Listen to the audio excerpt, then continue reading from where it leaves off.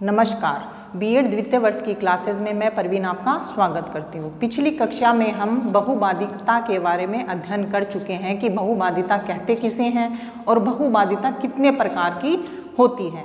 इसके बारे में हम पिछली कक्षा में अध्ययन कर चुके हैं और आज हम अध्ययन करेंगे बहुबाधित बालकों की विशेषताओं के बारे में और बहुबाधित बालकों की समस्याओं के बारे में कि इन बालकों की क्या क्या विशेषताएं होती हैं, क्या क्या समस्याएं होती हैं। सबसे पहले हम चर्चा करते हैं बहुबाधित बालकों की विशेषताओं के बारे में कि बहुबाधित बालकों की क्या क्या विशेषताएं होती हैं, क्या क्या लक्षण इन बालकों में पाए जाते हैं और किन बालकों को बहुबाधित बालक कहते हैं। इसमें सबसे नंबर 1 है 2 या 2 से अधिक बाधिताएं।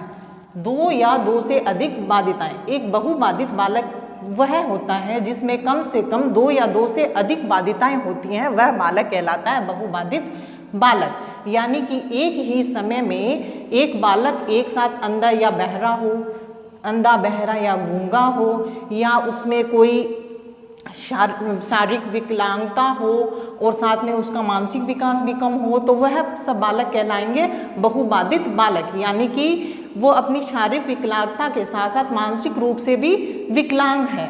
यानी कि वो अपने शारीरिक विकास के अंदर मानसिक विकास और शारीरिक विकास दोनों उस बालक का कम हुआ है, तो वह बालक कहलाएगा बहुबाधित बालक। नेक्स्ट है बालक के लक्षण गुण स्वरूप सामान्य बालक से अलग। जो बहुबाधित बालक होता है उस बालक के लक्षण गुण स्वरूप वह सामान्य बालक से अलग होते हैं। बहुबाधित बालक होते हैं उसके लक्षण सामान्य बालक के समान नहीं होते। वह जो बहुबाधित बालक है उसके लक्षण सामान्य बालक से अलग होते हैं। वो देखने में सामान्य बालक से अलग लगता है, उसके गुण भी अलग होते हैं और उसके स्वरूप भी बहुबाधित बालक का सामान्य बालक से अलग होता है।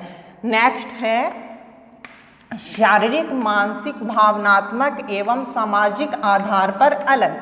जो ये बहुबाधित बालक है वो शारीरिक आधार पर, मानसिकता के आधार पर, भावनात्मकता के आधार पर और सामाजिकता के आधार पर सामान्य बालकों से अलग होता है। वह सामान्य बालकों के समान नहीं होता क्योंकि उसका शारीरिक, मानसिक, भावनात्मक और सामाजिक विकास वो सामान्य बालक के समान नहीं हो पाता है उसमें। क्योंकि शारीरिक विकास क्यों नहीं होता? क्योंकि वह शारीरिक रूप से विकलांग हो सकता है, इसलिए उसका शारीरिक विकास नहीं होता। और जो शारीरिक रूप से विकलांग बालक होता है उसका मानसिक विकास भी सामान्य बालक के समान नहीं हो पाता है।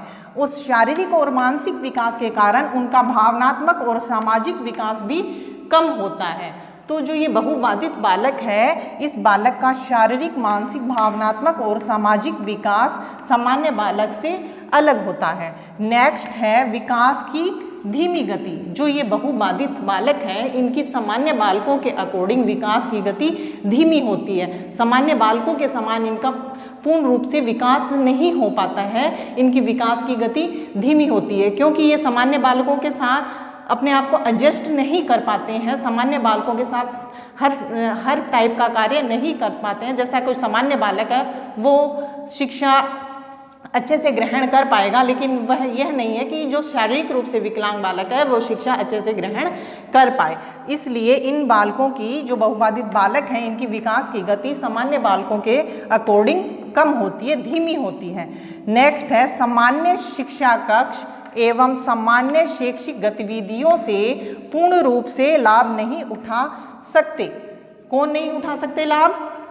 जो बहुबाधित बालक हैं वो सामान्य शिक्षा कक्ष एवं सामान्य शैक्षिक गतिविधियों से पूर्ण रूप से बाधित बालक लाभ नहीं उठा सकते क्योंकि इनके लिए जो सामान्य शिक्षा कक्ष है इसके अंदर पूरी फैसिलिटीज नहीं होती है। शारीरिक रूप से विकलांग बालक के लिए पूरी फैसिलिटीज नहीं होती है जिससे कि वो अपना पूरा पूर्ण रूप से विकास कर सकें। और न ही सामान्य शैक्षिक गतिविधियाँ, जो शैक्षिक गतिविधियाँ हैं, जो शिक्षा के लिए जो कार्य किया जा रहा है वो भी इनके लिए सामान्य शैक्षिक गतिविधियों से भी ये लाभ नहीं उठा सकते। इनके लिए अलग टाइप की शिक्षा कक्ष होने चाहिए, अलग टाइप की शैक्षिक गतिविधियाँ होनी चाहिए, तभी ये शिक्षा से पूर्ण रूप से लाभ उठा पाएंगे। नेक्स्ट है विकास हेतु विद्यालय की कार्यप्रणाली में परिवर्तन। जो ये बहुबाधित बालक हैं इनके विकास के लिए जो विद्यालय की कार्यप्रणाली है इसमें परिवर्तन करना चाहिए। अगर हम विद्यालय की कार्यप्रणाली में परिवर्तन करेंगे तभी इनका विकास अच्छे से हो सकेगा। हम ये भी कर सकते हैं कि जो बहुबाधित बालक हैं इनके लिए अलग टाइप के कक्ष का निर्माण करें, अलग टाइप के विद्यालयों का निर्माण करें। सरकार को ये भी करना चाहिए कि इन बालकों के लिए अलग टाइप की नीतियों का निर्माण करें जिससे इन बालकों का पूर्ण रूप से विकास हो सके और वो भी अपने जीवन में आगे बढ़ सके, भावी जीवन में आगे अपना व्यवसाय चला सके, अपना जीविकोपार्जन अच्छे से कर सके। तो ये सब हुई सामान्य बहुबाधित बालकों की विशेषताएं। क्या हैं ये सब? बहुबाधित बालकों की विशेषताएं। अब हम अध्ययन करते हैं बहुबाधित बालकों की समस्याओं के बारे में कि इन बालकों में कौन कौन सी समस्याएं हमें देखने को मिलती हैं। सबसे पहले है बुद्धि लब्धि का स्तर कम होना। जो बहुबाधित बालक हैं इनकी बुद्धि लब्धि का स्तर होता है वो सामान्य बालकों के अकॉर्डिंग कम होता है। पिछली कक्षा में अध्ययन करा हमने कि बहुबाधित बालक हैं वो दो टाइप के होते हैं, एक तो शारीरिक रूप से जिनमें शारीरिक विकास कम होता है, एक मानसिक रूप से जिनका मानसिक विकास कम होता है। तो जो बहुबाधित बालक हैं इनमें मानसिक विकास कम होता है, इनकी बुद्धि लब्धि कम होती है और मानसिकता के आधार पर भी बहुबाधित बालकों को दो श्रेणियों में बांटा था हमने, एक तो औसत से कम बुद्धि वाले बालक और एक कम बुद्धि वाले बालक। कौन कौन से? एक तो औसत से कम बुद्धि वाले बालक और एक कम बुद्धि वाले बालक। जो औसत से कम बुद्धि वाले बालक होते हैं उनकी बुद्धि लब्धि होती है 80 से 89 के मध्य। कितनी? 80 से 89 के मध्य। और जो कम बुद्धि वाले बालक होते हैं उनकी बुद्धि लब्धि होती है 70 से 79 के मध्य। तो जो ये बहुबाधित बालक हैं इनकी बुद्धि लब्धि का स्तर काफ़ी कम होता है। और इस श्रेणी में कौन कौन से बालक आते हैं? जड़ बालक, मूर्ख बालक, मूढ़ बालक और ये सब बालक इस श्रेणी में आते हैं। तो बहुबाधित बालकों की बुद्धि लब्धि का स्तर कम होता है, ये इनकी मुख्य समस्या है। नेक्स्ट है अवरुद्ध शारीरिक विकास। जो बहुबाधित बालक है इनका शारीरिक विकास है रुक जाता है। कई बार होता है कि इनका शारीरिक विकास धीरे होता है, कई बार एकदम ही रुक जाता है क्योंकि इनका विकलांगता का स्तर भी अलग अलग होता है। हमने पिछली कक्षाओं में भी हम अध्ययन कर चुके हैं कि जो शारीरिक विकलांगता है उसका स्तर अलग अलग होता है। हो सकता है कोई बालक आंशिक रूप से विकलांग हो, कोई औसत विकलांग हो और कोई पूर्ण दिव्यांग हो। तो इनकी जो विकलांगता का स्तर भी अलग अलग होता है, इसके हिसाब से इनका जो शारीरिक विकास है वो पूर्ण रूप से नहीं हो पाता है, कई बार इनका शारीरिक विकास रुक जाता है। नेक्स्ट है शारीरिक कार्यों में समन्वय की कमी। शारीरिक कार्यों में समन्वय की कमी। जो बहुबाधित बालक हैं वो अपने शारीरिक कार्यों को सही रूप से नहीं कर पाते हैं सामान्य बालकों के अकॉर्डिंग। तो इनका जो शारीरिक कार्यों को करने में इन्हें काफ़ी दिक्कत होती है, तो इससे ये शारीरिक कार्यों को करने में समन्वय नहीं बिठा पाते हैं। इसलिए इन बालकों के लिए इस टाइप के कार्य निर्धारित किए जाएं जो ये अपनी विकलांगता के स्तर को भूलते हुए ढंग से कर पाए। विकलांगता के स्तर के हिसाब से इन्हें कार्य दिए जाने चाहिए। नेक्स्ट है व्यक्तित्व का विक्षिप्त होना। किसका विक्षिप्त होना? व्यक्तित्व का विक्षिप्त होना। जो बहुबाधित बालक है इनका व्यक्तित्व विक्षिप्त हो जाता है। इन बालकों का व्यक्तित्व का विकास सामान्य बालकों के अकॉर्डिंग नहीं हो पाता है क्योंकि ये सामान्य बालकों के अकॉर्डिंग अपने आप को कम महसूस करते हैं, अपने आप को कम आंकते हैं। नेक्स्ट है सामाजिक समायोजन संबंधी समस्याएं।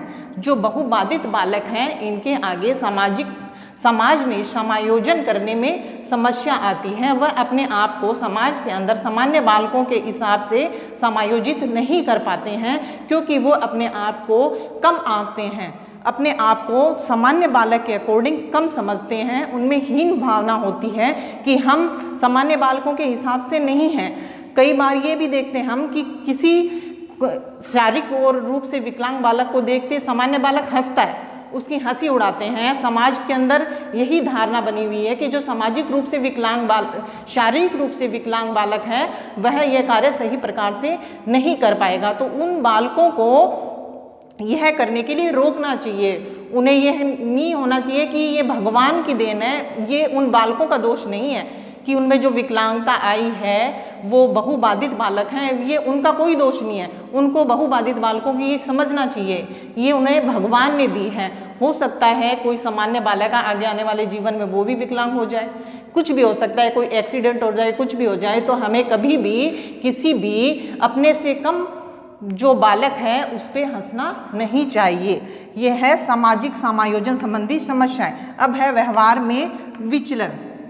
व्यवहार में विचलन, जो बहुबाधित बालक है इसके व्यवहार में विचलन होता रहता है, इनका व्यवहार है वो परिवर्तित होता रहता है, बदलता रहता है, क्योंकि ये अपने आप को कभी सही समझने लग जाते हैं, कभी गलत समझने लग जाते हैं, क्योंकि इनकी विकलांगता का स्तर भी अलग अलग होता है, मानसिकता भी अलग अलग होती है, इसलिए इनके व्यवहार में विचलन होता रहता है। तो हमने अध्ययन किसके बारे में करा?